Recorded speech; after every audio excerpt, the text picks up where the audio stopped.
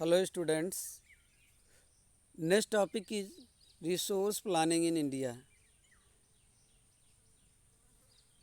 भारत में संसाधनों की planning resources planning is a complex process which involves तो रिसोर्सेज प्लानिंग एक कॉम्प्लेक्स प्लानिंग है, एक जटिल प्रक्रिया है जिसमें शामिल है identification and inventory of resources across the region of the country. तो पहले तो हमें देश में कहाँ कहाँ पे संसाधन अवेलेबल हैं उसकी पहचान करें और उसकी खोज करें। Identification and inventory of resources across the regions of the country. This involving इसमें क्या शामिल है? दिस इन्वॉल्विंग सर्वे करें, मैपिंग करें एंड क्वालिटेटिव कितनी क्वांटिटी में पाया जा रहा है वो संसाधन एंड क्वांटिटेटिव एस्टिमेशन और ये एस्टिमेट करें, आकलन करें कि ये संसाधन कितनी मात्रा में वहाँ पे अवेलेबल है and measurement of the resources और उसकी नाप तौल करें कि कितनी अवेलेबिलिटी है। Involving a planning structure endowed with appropriate technology. तो इसका हम अप्रोप्रिएट उचित टेक्नोलॉजी से इसका आकलन करें, स्किल यूज करें and institutional setup for implementing resource development plans. तो स्किल के थ्रू और ये इंस्टीट्यूट भी सेटअप करें इम्प्लीमेंटिंग रिसोर्स डेवलपमेंट प्लान्स। तो रिसोर्स डेवलपमेंट प्लानिंग के लिए इंस्टीट्यूट भी सेटअप करना पड़ेगा। थर्ड है matching the resource development plans with overall national development plans. तो हमें ये मैचिंग भी करना है रिसोर्स डेवलपमेंट प्लान्स का with overall national development plans. तो जितने भी नेशनल डेवलपमेंट प्लान्स हैं उससे मैचिंग करना होगा।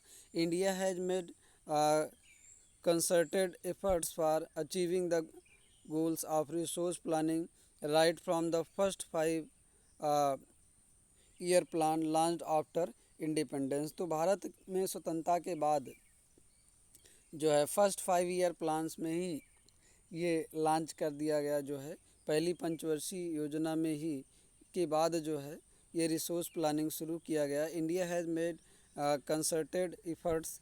तो यहाँ पे प्रयास किए गए भारत में for achieving the goals of resource planning, ताकि जो रिसोर्स प्लानिंग का जो टारगेट है इसको प्राप्त किया जा सके।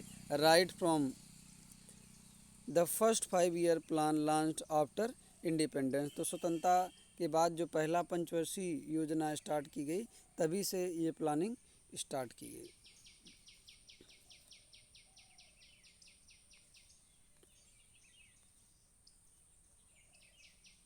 The availability of resources is a necessary condition for the development of any region। तो किसी भी क्षेत्र में जो है ये आवश्यक है कि वहाँ पे डेवलपमेंट के लिए कि वहाँ पे संसाधनों का होना ज़रूरी है। द अवेलेबिलिटी ऑफ रिसोर्सेज संसाधनों की उपलब्धता is a necessary condition for the development of any region. तो जिस क्षेत्र में किसी भी क्षेत्र में अगर संसाधन उपलब्ध हैं तो जाहिर है उसका विकास होगा। ये आवश्यक है कि वहाँ संसाधन होने चाहिए। बट मेरी availability of resources in the absence of corresponding change in the technology and institution में hinder development. but mere availability of resources in the absence of corresponding change in the technology and institutions में hinder development. अगर मान लीजिए वहाँ पे कोई संसाधन नहीं है, कोई रिसोर्स नहीं है तो उसके विकास के लिए रुकावट पैदा होगी। There are many regions in our country that are rich in resources but these are included in economically backward region. देखिए हमारे देश में बहुत सारे ऐसे भी क्षेत्र हैं जहाँ पे संसाधन में तो धनी है लेकिन वहाँ पे आर्थिक व्यवस्था बहुत कमज़ोर है, बहुत बैकवर्ड रीजन है, मीन्स आर्थिक रूप से पिछड़े हुए हैं, तो वो उन संसाधनों का उचित उपयोग नहीं कर पाते हैं। On the contrary there are some region which have a poor resource. और कुछ रीजन ऐसे भी हैं जहाँ पे संसाधनों का अभाव है, पुअर रिसोर्स हैं, रिसोर्स बेस हैं, but they are economically developed, लेकिन वो आर्थिक रूप से विकसित हैं। The history of colonization reveals that rich resources in colonies were the main attraction for the foreign invaders. तो जो उपनिवेशवाद की कहानी है ये क्या रिवील्स करती है, मीन्स प्रकट करती है कि जो रिच रिसोर्स हैं ये कॉलोनियल डेवलपमेंट के लिए जो विदेशी फॉरेन इन्वेडर्स थे, जो विदेशी आक्रमणकारी लोग थे जो कोलोनाइज करने के लिए आए थे, ये मेन अट्रैक्शन था resource. The history of colonisation reveals that rich resources in colonies were the main attraction. तो मेन अट्रैक्शन क्या था? Rich resource for the foreign invader. तो विदेशी आक्रमणकारी थे, उनका जो मेन अट्रैक्शन था वहाँ का संसाधन, उसी संसाधन को दोहन करने के चक्कर में ये लोग कोलोनाइज्ड किए। It was primarily the higher level of technological development of colonizing countries that helped them to exploit resources of their regions and establish their supremacy over the colonies.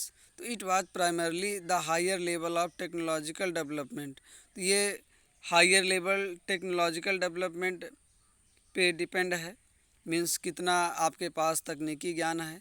Of the colonising countries, तो जिनको colonise किया गया जिन देशों को, that help them to exploit resource of other regions, तो ये उनको मदद किया अन्य क्षेत्र के संसाधनों को दोहन करने के लिए। And establish there supremacy over the colonies. तो और इस तरह से वो इन्वेडेड फॉरेन इन्वेडर्स जो है वो दूसरे कंट्री पर अपनी सुपरमेसी, अपनी सत्ता जो है जमाएं।